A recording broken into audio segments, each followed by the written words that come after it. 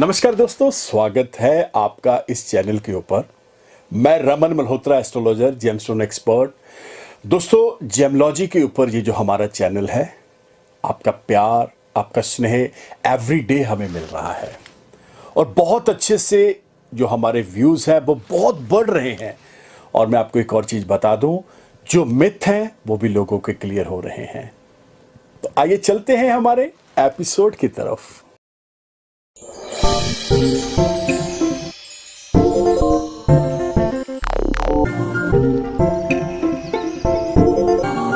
दोस्तों, अभी तक आपने ऐसे बहुत सारे हमारे एपिसोड्स देखे हैं जो जेमलॉजी से रिलेटेड हैं।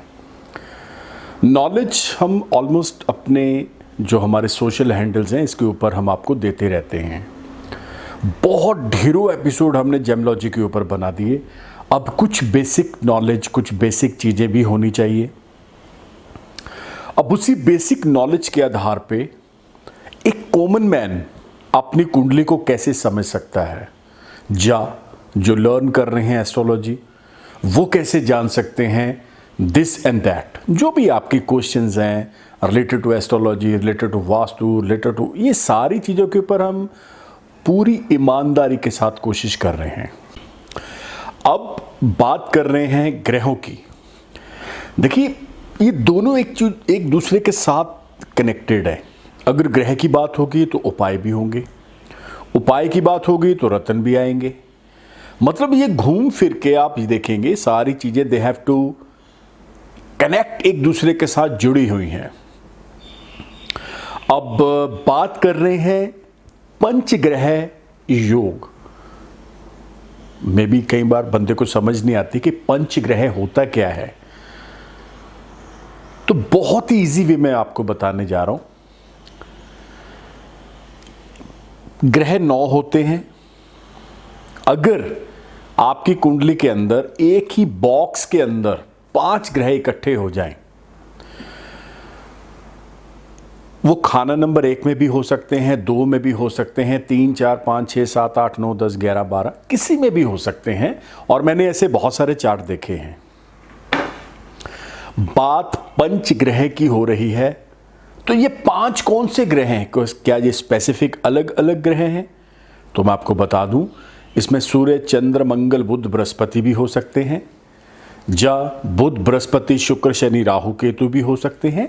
तो ये चलेगा, ये यहां पे कोई स्पेसिफिक ये नहीं है। क्योंकि क्या होता है, ये जब हमारा बर्थ होता है उस समय ग्रहों की प्लैनेटरी सिस्टम क्या था, पोजीशन क्या थी, एज पर पोजीशन उस दिन, उस समय, उस घड़ी, उस पल के अनुसार हमारा चार्ट बनता है, हमारी कुंडली बनती है। हमारे हस्तरेखाओं के ऊपर कुदरत लकीरें बना देती हैं। इतिहास गवाह है, अभी तक मेडिकल साइंस बोलती है कि जो डीएनए होता है वो कभी एक दूसरे के साथ मैच नहीं करता।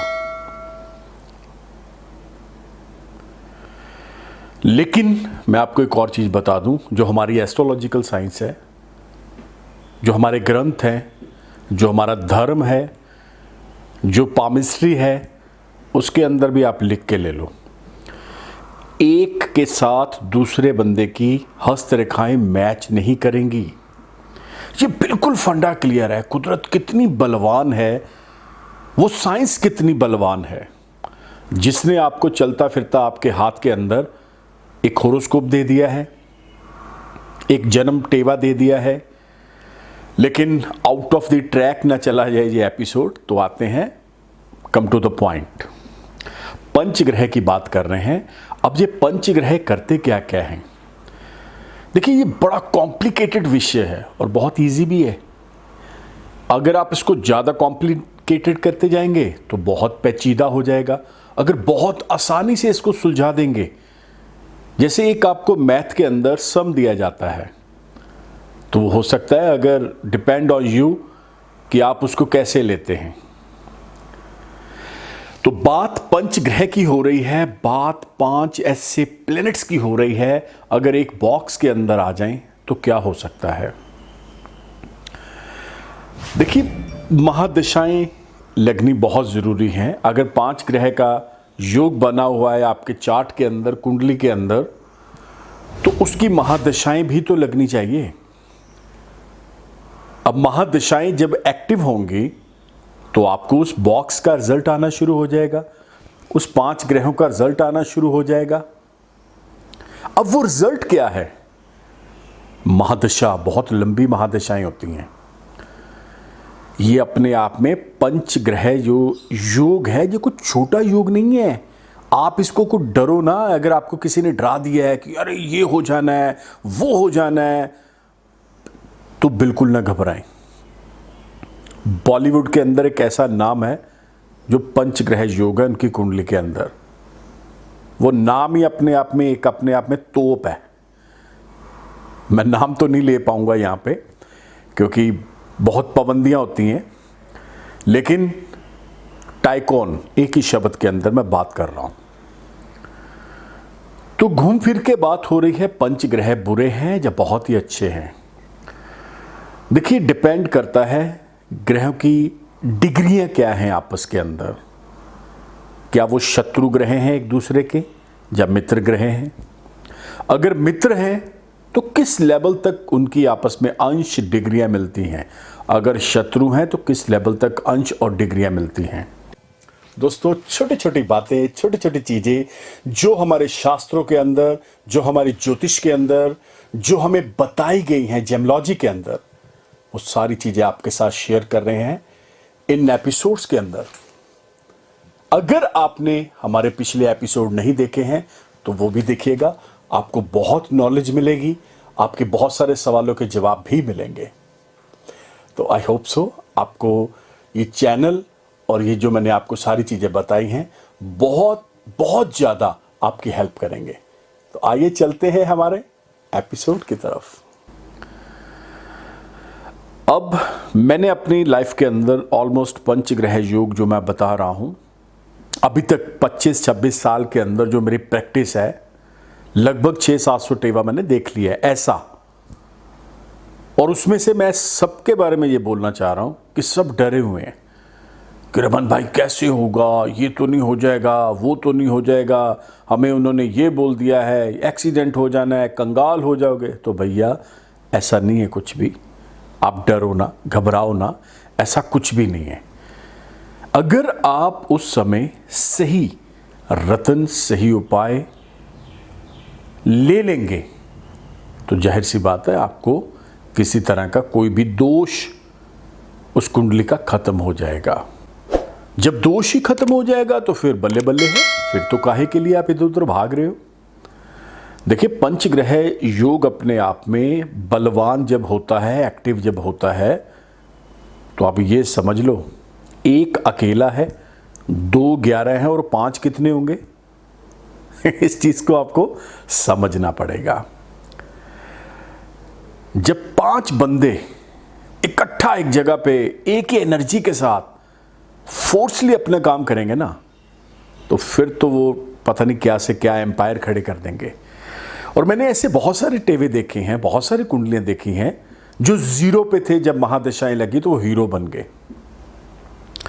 अब वो हीरो बनने के बाद क्या उन महादशाओं की, जब महादशाएं खत्म हो जाती हैं, टाइम पीरियड खत्म हो जाता है, तो क्या वो फिर से 0 आ जाते हैं? बिल्कुल नहीं। ये एस्ट्रोलॉजर भी बहुत गलती कर रहे हैं और कॉमन मैन भी बड़ी गलती कर रहा है। उसको लग रहा है कि जो हमारी कुंडलियों के अंदर राजयोग है या पंचपुरुषक योग है, ये सिर्फ और सिर्फ फॉर द टाइमिंग एक्टिव होता है, उसके बाद ये खत्म हो जाता है। ये बिल्कुल गलत है। तो ओवरऑल ये एपिसोड सिर्फ और सिर्फ एक बेसिक नॉलेज आपको दी गई है। अब इसका एक सेकंड पार्ट भी आएगा जिसके अंदर अलग अलग बॉक्सेस के अंदर ये पंच ग्रह आपके लिए क्या क्या लेकर आ रहे हैं। क्या बहुत जैकपॉट, बहुत हैम्पर लेकर आ रहे हैं, या कहीं ना कहीं प्रॉब्लम क्रिएट कर रहे हैं? मोस्टली मैंने 99% देखा है प्रॉब्लम नहीं आती है, जैकपॉट ही मिलते हैं, बढ़िया ही होता है, अच्छा ही होता है, लेकिन फिर भी वहम तो निकालना है, क्योंकि नेगेटिव चीज़ें हम जल्दी कैच करते हैं, पॉजिटिव तो हम हमारे पास होते होते भी हम उसको छोड़ देते हैं। तो मैं आपको यहाँ पे एक चीज़ बहुत क्लियर कर दूँ, कोई ऐसा वहम, कोई ऐसा भ्रम, कोई ऐसी भ्रांति बिल्कुल ना पालें। जुड़िए ज्योतिष के साथ। एक बहुत बड़ी साइंस है, ये समुंदर है। मैं तो चंद कतरे आपको दे रहा हूं, हजारों साल निकल जाएंगे इसके ऊपर वीडियो बनाते हुए, फिर भी ज्योतिष खत्म नहीं होगी। तो बार बार एक ही बात मैं बोलता हूं, उपाय बहुत श्रद्धा और विश्वास के साथ लें। रत्न पहने तो इतनी श्रद्धा विश्वास होना चाहिए कि वो आपको चमत्कार दिखा दे। तो एपिसोड को विराम देते हैं। इसी का सेकंड पार्ट आपको बहुत जल्द देखने को मिलेगा और उसमें डिटेल एपिसोड बनाया जाएगा, क्योंकि अभी इस एपिसोड को ज़्यादा लेंथी ना करते हुए यहाँ पे विराम देते हैं और इसका सेकंड पार्ट आप जरूर देखिएगा और हमें बताइएगा कि अगर आपकी कुंडली के अंदर भी पंच ग्रह योग है, वैसे तो इसे पंच पुरुषक योग बोला जाता है, अगर ऐसा है तो आपके साथ क्या बेस्ट, क्या बढ़िया, क्या अच्छा, क्या नेगेटिव हुआ है, तो कमेंट बॉक्स के अंदर आप हमें बताइएगा। मिलते हैं।